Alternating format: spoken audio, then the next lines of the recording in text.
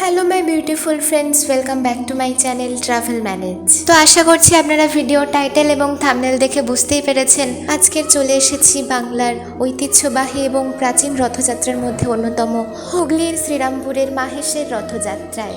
আর এই মাহেশের রথযাত্রা হলো সারা ভারতবর্ষ তথা সারা পৃথিবীর দ্বিতীয় বৃহত্তম রথযাত্রা।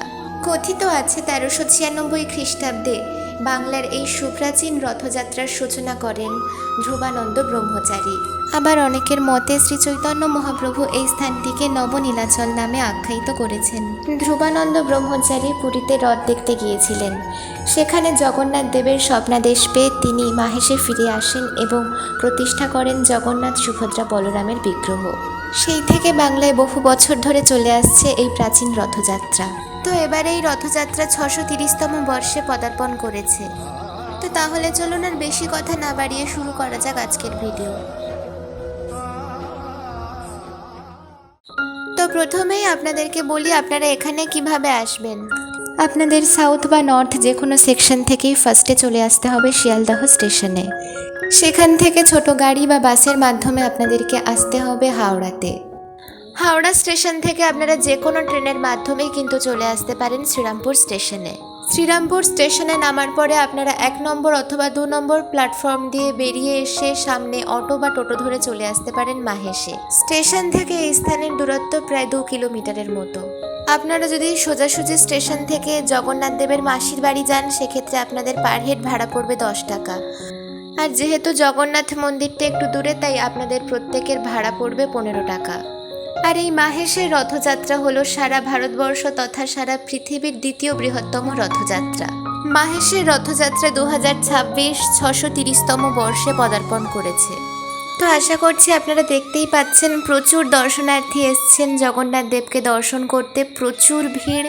বইতে পড়া সেই বঙ্কিমচন্দ্রের রাধারানী এবং সেই শ্রীরামপুরের রথের মেলা দেখে আজকে সত্যিই খুব আনন্দিত হলাম।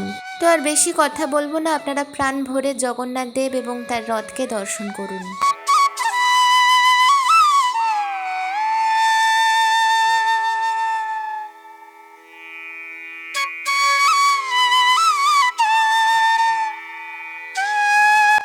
তো দেখুন এই রথটাকে কিন্তু খুব ভালোভাবে সুসজ্জিত করা হয়েছে। দেখতে কিন্তু অপূর্ব সুন্দর লাগছে।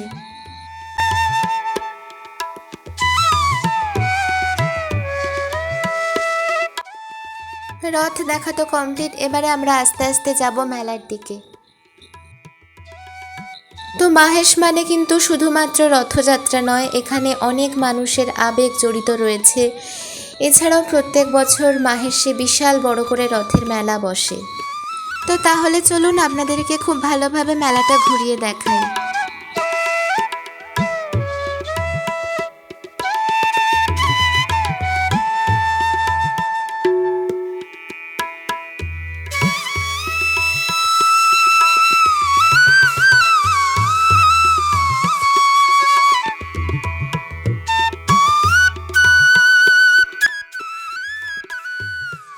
মেলার একদম কাছেই রয়েছে শ্রী শ্রী জগন্নাথ দেবের মাসির বাড়ি।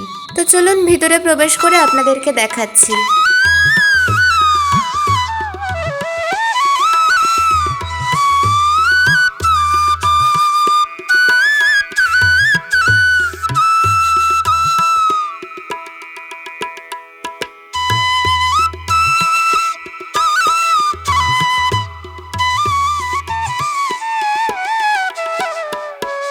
তো দেখুন সামনে কিন্তু রথ থেকে সুভদ্রা দেবী নেমে গেছেন, কিন্তু এখনও জগন্নাথ এবং বলরাম দেব নামেননি। তারা এখন রথ থেকে নামতেই চাইছেন না, বায়না করছেন রথে থাকার জন্য। তো আপনাদের আজকের ভিডিওটা কেমন লাগলো অবশ্যই কমেন্টসে জানাবেন। ভালো লাগলে চ্যানেলটিকে সাবস্ক্রাইব করে আমার পাশে থাকবেন এবং ভিডিওটিতে একটি লাইক দিয়ে দেবেন। সবাই ভালো থাকবেন, সুস্থ থাকবেন। দেখা হচ্ছে নতুন কোনো ভিডিওতে। জয় জগন্নাথ।